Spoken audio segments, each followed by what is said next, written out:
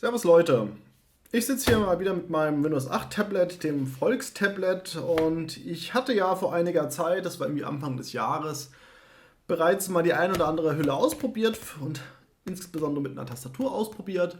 Und jetzt habe ich hier momentan noch die Dura Gadget Hülle Tastatur. Da wollte ich euch eigentlich nach 2 Wochen ein Feedback geben. Mittlerweile sind da jetzt ein paar Monate vergangen, aber da wurde ich jetzt noch freundlicherweise darauf hingewiesen und das hatte ich auch nicht komplett vergessen.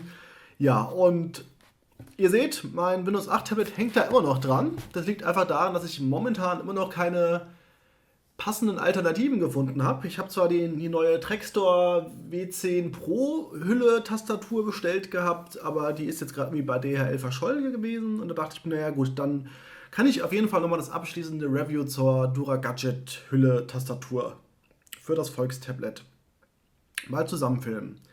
Ja, ihr seht, das Ding war ja keine Bluetooth-Tastatur, sondern mit so einem USB-Kabel. Das hängt mittlerweile nur noch so raus. Also ich habe mir die Mühe gespart, das da ständig wieder irgendwie hier so reinzufriemeln und so.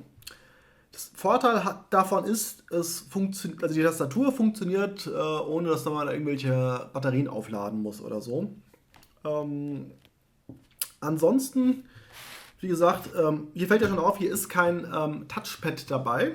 Das heißt, man muss da, wenn man das wirklich als PC-Ersatz verwenden will, tatsächlich eine Maus benutzen, weil ja, sonst macht das überhaupt keinen Spaß. Jetzt ist es so, die Hülle kostet 15 Euro. Ich habe sie jetzt ein paar Monate im Einsatz gehabt, beziehungsweise auch nicht im Einsatz gehabt, weil das Hauptproblem war, dieses ganze Ding hier war ein bisschen zu klobig und das hat meine Frau so ein bisschen abgeschreckt, das Ding gerade im Bett zu benutzen. Und ich meine, die Tastatur, wenn man sie jetzt so auf dem Tisch nutzt, geht es. Sind zwar immer noch klein, also für Leute mit großen Händen, die haben da nicht immer noch ihre Probleme. Aber das geht prinzipiell noch. Aber das Touchpad fehlt halt hier, da muss auf jeden Fall schon mal eine Maus her. Und was mir persönlich immer ein bisschen aufgestoßen hat, war halt so diese Zugänge zu den ganzen Anschlüssen und so. Also, weil das Hauptproblem zum Beispiel ist, das sieht man hier vielleicht ein bisschen besser. Hier ist diese Halterung, ja, und die ist ja so halb über dem HDMI-Anschluss. Ja, und was ist da noch drin? Hurra, der Stromanschluss. Ja, da muss man jedes Mal hier rumfriemeln, wenn man das Ding anschließen will. Klar, kann man es auf der anderen Seite auch irgendwie machen. Ja, habe ich auch mal eine Zeit lang gemacht, aber dann hat man halt hier mit den Tasten hier Probleme und so ein Kram. Fand ich persönlich jetzt nicht so geschickt. Genauso wenig wie diese Schlaufe, die hier oben rüber guckt. Das ist genau das gleiche. Die hängt dann immer so rum, muss man dann irgendwie so dazwischen, hinten rumschalten und so. Ja, das ist alles ein bisschen unschön. Ansonsten, im Gegensatz zur Trackstore-Tastatur, die ich ja mal hatte, hält es hier wenigstens halbwegs stabil. Wie man hier so sehen kann mit diesen Halterungen. Das hängt teilweise so stabil, dass man die dann gar nicht mehr rausbekommt. So, jetzt haben wir hier wieder raus. Ja, was soll ich sagen? Wir hatten es jetzt ein paar Monate im Einsatz. Meine Frau ist nicht so begeistert. Ich persönlich finde es jetzt auch nicht so ganz prickelnd. Immerhin muss man sagen, jetzt von der Verarbeitung her gab es da jetzt keine bleibenden Schäden, dass sich da jetzt die Nähte lösen oder so. Und auch die Tastatur funktioniert noch.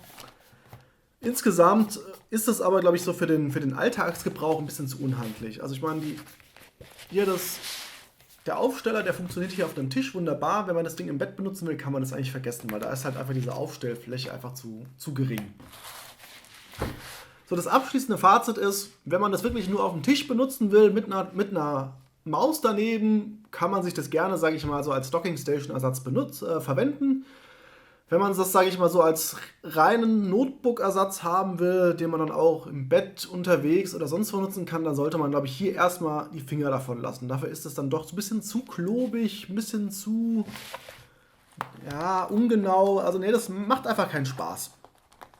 Einziger Vorteil ist halt, das Ding kostet 15 Euro. Ich meine, probiert es aus. Wenn es euch nicht gefällt, schickt es zurück.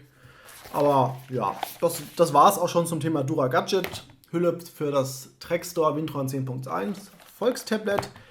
Wenn von eurer Seite jetzt noch Fragen sind, einfach unten die Kommentarfunktion nutzen. Ansonsten werde ich das Ding jetzt wieder abbauen. Das kommt dann auch gleich in meine Restebox, die ich dann demnächst mal verlosen werde mit meinen ganzen Produkttests, Artikeln, die ich so hatte. Und ja, bleibt einfach dran. Demnächst gibt es nämlich noch ein Gewinnspiel und da werden die ganzen Sachen hier mal verramscht an die ganzen Leute.